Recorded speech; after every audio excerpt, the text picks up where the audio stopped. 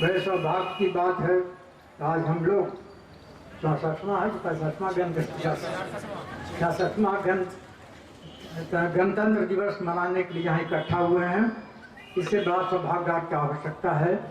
अब सवाल है कि बहुत से लोगों को ये समझने में कठिनाई होती है कि 15 अगस्त का जो आज़ादी दिवस है, स्वतंत्रता दिवस है, और आज जो गणतंत्र दिवस है, इसमें क्या अंतर है।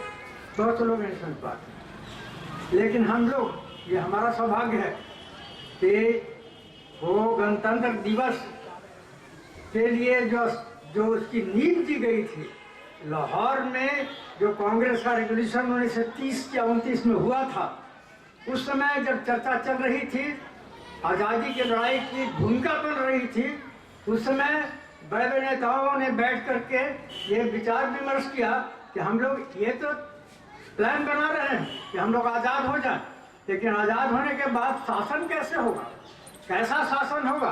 उस समय शासन कई तरह के चल रहे थे। पुराना शासन की पद्धति थी कि राजा होते थे, बादशाह होते थे, और वो अपने मन से जैसा उनका मन होता था, जैसी उनकी ताकत होती थी, जैसी उनकी मनोवृत्ति होती थी, उस तरह का शासन करते थे। राजा प्रजा दो भाग में बटा हुआ था। और दूसरा रूसो, जब ये राजा प्रजा का जो सिस्टम था, जिसमें राजा ही सब कुछ था, वही भगवान, बहुत ज़्यादा तो डिक्लेयर कर देते थे राजा कि हम ही भगवान हैं। बल्कि इसी पर बहुत से आदमी की जान गई जब लोगों ने कहा कि नहीं, राजा भगवान नहीं है, भगवान अलग है। इस पर दो आदमी को जान भी देना पड़ा। लेकिन बाद में रूसो एक ऐसा साहित्यकार या लेखक या वैज्ञानिक या ज्ञानवान आदमी आया, जिसने ये इस पद्धति को, राजा प्रजा के पद्धति को उलट फेर कर दिया। ऐसा किताब लिखा, ऐसा विचार का प्रदर्शन किया कि समूचा लोग धीरे धीरे करके कन्विंस होते गए कि नहीं, ये राजा का जो एक मात्र शासन होता है, उसके मन के एक आदमी जो चाहे सो करे, ये पद्धति ठीक नहीं है। और उसी में प्रजातंत्र, डेमोक्रेसी, प्रजातंत्र का एक बुनियाद दी गई, और वो रूसो का क्रेडिट है। उसे तहलका मचा दिया और धीरे धीरे करके वो पर्कुलेट करते गया, धीरे धीरे कर करके एक एक जगह से राजा हटते गए और प्रजातंत्र फैलते गया। आज भी अब करीब करीब समूचे संसार में वो सिस्टम फैल कर गया। बहुत कम ही जगह राजा प्रजा का सिस्टम रह गया है। तो अब जो वही डिस्कस हो रहा था लाहौर में कि आखिर क्या किया जाए, किस तरह का शासन हो। उसमें हिटलर का प्रति, हिटलर मुसोलिनी की तरह से डिक्टेटरशिप ग्रो कर रहा था, बढ़ रहा था। उधर स्टालिन का भी बढ़ावा हो रहा था। तो एक तरफ तो डिक्टेटरशिप हो रहा था, राजा नहीं लेकिन डिक्टेटरशिप जो आ गया, आदमी शासन में आ गया, वो डिक्टेटर बन जाए। तो क्या उस तरह का डिक्टेटरशिप हम लोग पसंद करेंगे कि राजा को रिप्लेस करें और कोई एगो प्रजातंत्र पद्धति से कोई चुनाव करके जाए भी और वही डिक्टेटर बन जाए।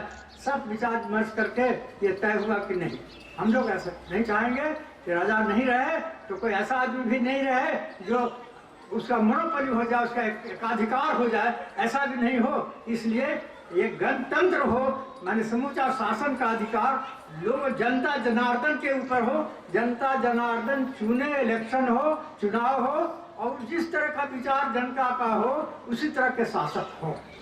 और उसे वो बहुत महत्व, उस समय तो उसका महत्व नहीं मालूम हुआ 1930 में, जिसे सवाल ही नहीं था कि अंग्रेज जाएगा कि नहीं, ये शासन बदलेगा कि नहीं, शासन नहीं बदलेगा तो दूसरा किस तरह का शासन हो जाएगा। वो लगा कि एक स्वप्न है, उस समय तो लगता था ही कि स्वप्न है।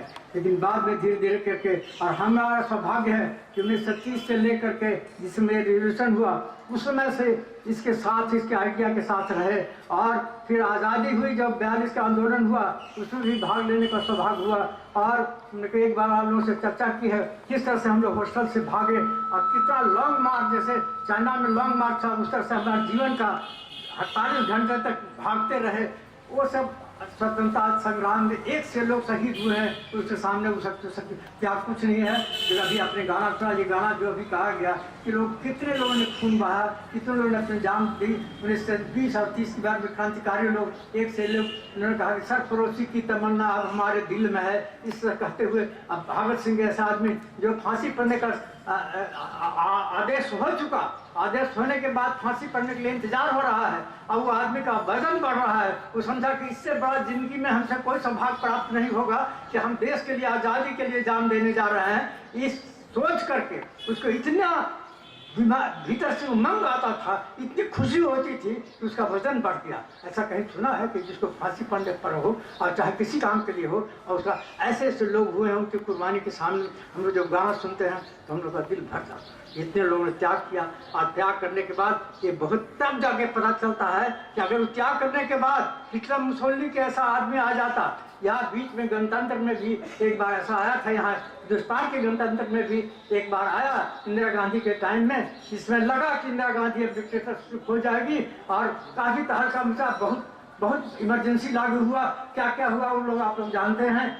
एक तहलका मचा कि लगा कि डेमोक्रेसी भी अब फेल करेगा, अब डिक्टेटरशिप होने ही वाला है। पाकिस्तान में अगल बगल में चारों तरफ प्रजातंत्र होकर के भी डिक्टेटरशिप हो गया, तो यहाँ पर भी डगमगाया था पीछे। लेकिन आप देखा गणतंत्र का कितना बड़ा ताकत हुआ। ये इंदिरा गांधी ने इलेक्शन अनाउंस कर दिया, इतना ताकतवर होते हुए वो अपने भी हार। इतना इसमें ताकत है कि अगर जितने भी कोई एक व्यक्ति कितना भी पावर ग्रैब कर ले, लेकिन उठा नहीं सकता है। और उसके बाद से हम लोग देखते गए कि इलेक्शन में कितने पावरफुल लोग आए और समझे कि अब हम नहीं जाएंगे, और उनको जाना पड़ा।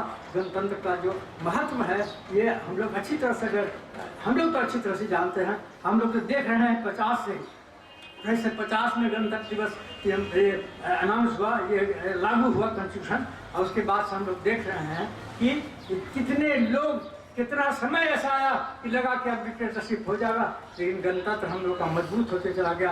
और अभी हम लोग का शान है कि दुनिया में सबसे बड़ा गणतंत्र, सबसे बड़ा, इतना बड़ा डेमोक्रेसी कहीं नहीं है।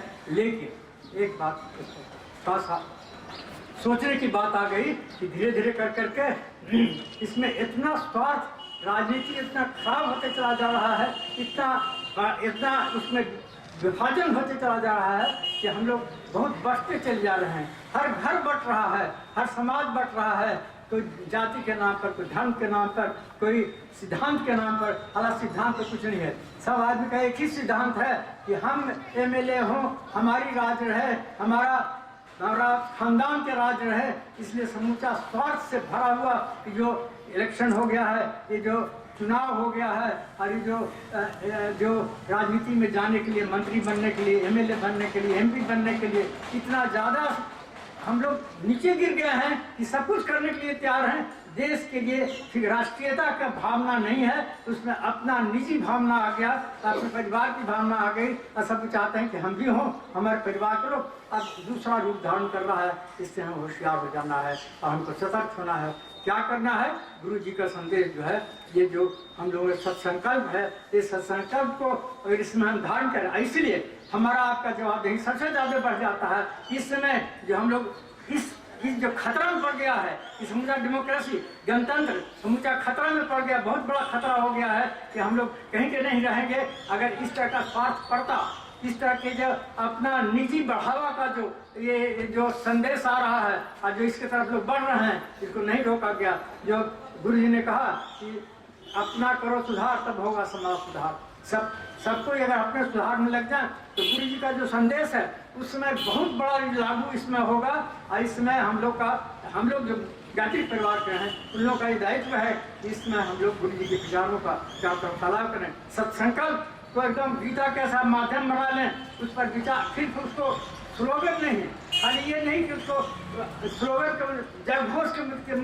के लिए जब घोष की तरह से उसको खाली बोले नहीं, उसको जंगम करें, उसको पढ़ें, उसको समझें, उसमें से जितना हो सके उसको आत्मसात करें, तभी हम लोग कुछ इसमें मदद कर सकते हैं। और इसमें गुरु जी को बहुत उम्मीद है कि जो अभी गिरता हुआ समाज का जो नैतिक पतन हो रहा है और जो हर तरह से गिरते जा रहे हैं, उसको उठाने का और ये गणतंत्र को बचाने का, इसका पूरा लाभ उठाने का एक ही उपाय है कि हम जो गुरु जी के रास्ते पर चल करके, और खास करके ये जो सत्संकल्प है, तो संकल्प को जीवन में उतारने का कोशिश करें।